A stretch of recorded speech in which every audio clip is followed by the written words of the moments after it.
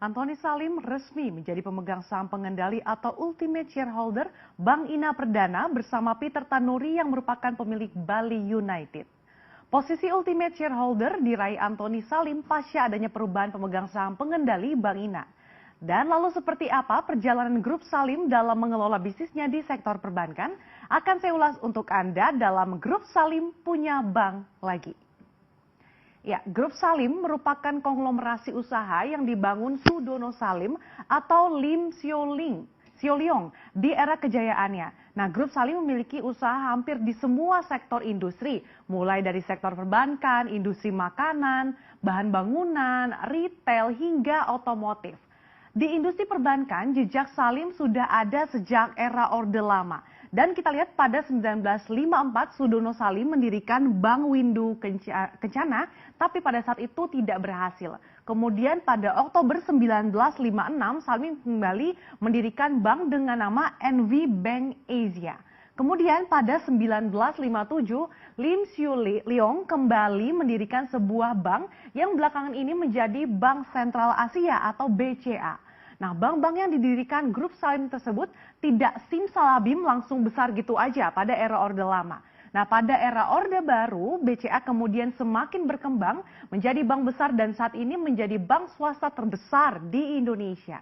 Namun, sejak krisis 1998, Grup Salim harus rela melepaskan kepemilikan BCA yang kemudian saat itu dibeli oleh Grup Jarum.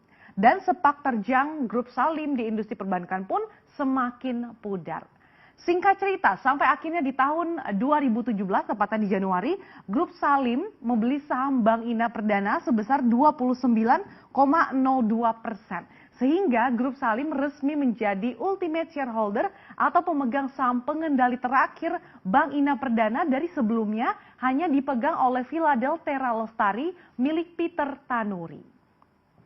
Kita lihat lagi di slide selanjutnya. Nah, kalau Anda tahu atau mungkin Anda sering gunakan produknya ya, mulai dari Indomie, Bogasari, Indomobil, kemudian Superindo, Sari Roti hingga Indomaret yang kini sudah banyak tersebar di seluruh penjuru Indonesia dan bahkan beberapa negara di Asia Tenggara.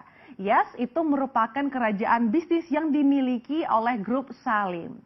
Dan saat ini penerus konglomerasi Grup Salim adalah Antoni Salim. Berdasarkan majalah Forbes, Antoni Salim merupakan orang tertajir nomor 6 di Indonesia. Nilai kekayaan Antoni Salim hingga Desember 2019 tercatat mencapai 5,5 miliar dolar Amerika Serikat atau sekitar 77 triliun rupiah. Nah, Grup Salim memiliki sejumlah perusahaan yang tercatat di Bursa Efek Indonesia. Kita lihat, di antaranya ada London Sumatra Plantation atau LSIP, Indofood CBP Sukses Makmur atau ICBP, Indofood Sukses Makmur INDF, Salim Infomas Pratama SIMP, kemudian ada Indomobil Sukses Internasional atau IMAS, dan Indo Retail Makmur Internasional atau DNET. Kita lihat lagi di slide selanjutnya. Nah, pada Januari 2017, Grup Salim resmi membeli saham Bank Ina Perdana sebesar 29,02%. Melalui NS Financial Fund sebesar 10,58% dan juga melalui NS Asian Financial Fund ini sebesar 18,44%.